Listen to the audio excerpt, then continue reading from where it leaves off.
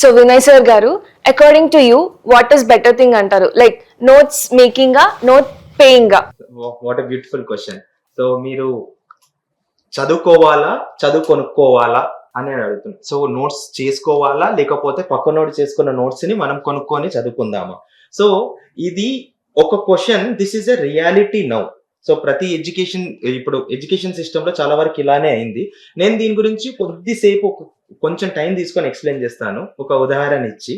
చిన్నప్పుడు మా ఫాదర్ నేను బయటికి వెళ్దాము అన్నప్పుడు ఎవరితో వెళ్తున్నావు, ఎక్కడికి వెళ్తున్నావు అన్నాడు. సో మనము ఫ్రెండ్స్ ఎలా చేసుకునే వాళ్ళం అంటే, ఫాదర్కి ఏమని చెప్పే వాళ్ళము అంటే, డాడీ అతను స్కూల్ ఫస్ట్, సో అందువల్ల నేను వాళ్ళ ఇంటికి వెళ్ళి ఆడుకుంటున్నాను అని. సో మా ఫాదర్ కూడా ఓ వెళ్ళు వాళ్ళ ఇంటికి వెళ్తే వెళ్ళు అనేది. సో చిన్నప్పటి నుంచి మనకి ఎలా ఉంటుంది అంటే, పేరెంట్స్ కానీ మన ఇంట్రెస్ట్ ఎలా ఉంటుంది అంటే, చదువుకునే వాళ్ళతో ఫ్రెండ్షిప్ చేస్తే మనకు బెటర్ ఎడ్యుకేషన్ వస్తుంది, మనం మంచి దారిలో వెళ్తాము అనేది.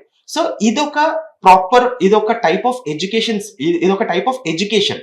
సో కానీ ఈ ఐడియా ఎలా అయిపోయింది అంటే, అన్ఫార్చునేట్లీ ఈ ఐడియా ఎలా అయిపోయిందంటే, ఎవరైతే బాగా నోట్స్ రాసుకుంటున్నారో, ఫ్రెండ్ కాకపోయినా ఒక ఫ్యాకల్టీ అయినా, లేకపోతే వేరే ఎక్కడనో హైదరాబాద్ లో ఉండే స్టూడెంట్ ఢిల్లీ అతనైనా, సో అతని మెటీరియల్ బాగుంది అంటే 2 పేజీలు పంపిస్తారు అతను.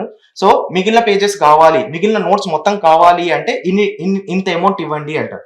సో ఇలా ఏమవుతుంది అంటే, వేరే వాళ్ళు పడ్డ కష్టాన్ని మనము తీసుకోవడానికి, సో ఎన్ని డబ్బులు ఇవ్వడానికైనా రెడీగా ఉంటున్నారు.